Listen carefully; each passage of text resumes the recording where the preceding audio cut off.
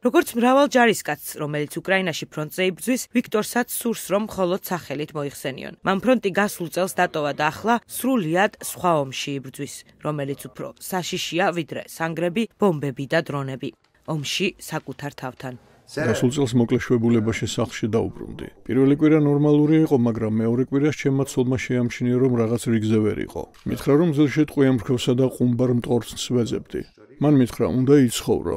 ვიცი, რომ მართალია, მაგრამ ასევე ვხვდები, რომ შეიძლება ისეთი ნაბიჯი გადავდგა, რომელიც თავადაც ვერ წარმომედგინა. ძალიან რთულია. ვიქტორი მარტო არ არის. სამწლიანი ბრძოლების შემდეგ ათასობით უკრაინელი ჯარისკაცი ფსიქოლოგიური სტრესის ქვეშაა. ლვივში ამ საავადმყოფოს მსგავსი სამედიცინო დაწესებულებები სავსეა ომის უხილავი ჭრილობების მქონე მებრძოლებით. მათგან თითქმის 80-90% დეპრესიულ აშლილობას განიცდის, რომელიც ომის სტრესის შედეგია. ეს მოიცავს შფოთვით აშლილობებს, სტრესთან დაკავშირებულ დარღვევებს, პოსტტრავმულ სტრესულ აშლილობას და სხვა ფსიქოლოგიურ პრობლემებს.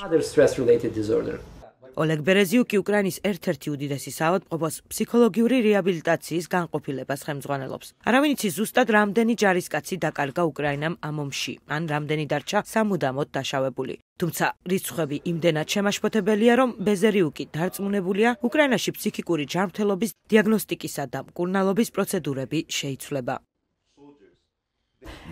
მჯერა, რომ ამ ომის შედეგად ჩვენ გვექნება სტრესთან დაკავშირებული აშლილობების ახალი დიაგნოსტიკური პროცედურები.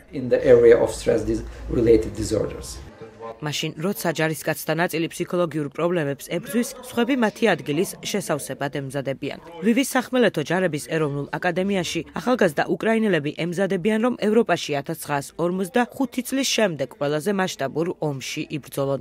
მათ კარგად იციან, რომ ფრონტის ხაზზე ვითარება მძიმეა, მაგრამ ეს მათ არაფერ ხებს. როცა აკადემიაში შევედი, ზუსტად ვიცოდი, რისთვისაც ვემზადებოდი. მზად ვარ. ჩემი ერთადერთი შიში გამოცდილების ნაკლებობაა, მაგრამ ვიცი, რომ იქ ყველაფერს მასწავლიან.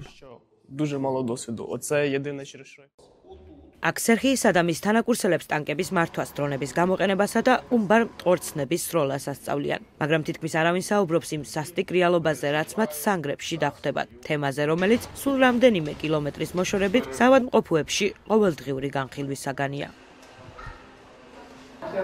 ვინც ომში არ ყოფილა, მათთვის ამის გაგება შეუძლებელია. როცა ვერ იძინებ, როცა სიზმარში ყველაფერს ხედავ, როცა, ასე ვთქვათ, იბრძვი ძილში, როცა შენი ნერვული სისტემა დანგრეულია და ტკივილი აუტანელია. არ იცი რა უნდა გააკეთო. ეს ძალიან რთულია. ვიქტორს და ათასობით სხვა მებრძოლს ეს განცდა ძალიან კარგად ესმის. ისინი ერთმანეთს ესაუბრებიან იმ იმედით, რომ თავიანთი მოგონებების გაზიარებით მათ ნაწილობრივ მაინც დაივიწყებენ. და იქნებ დაეხმარონ კიდეც მათ, ვინც მალე იმავე ბრძოლას შეეჯიდება.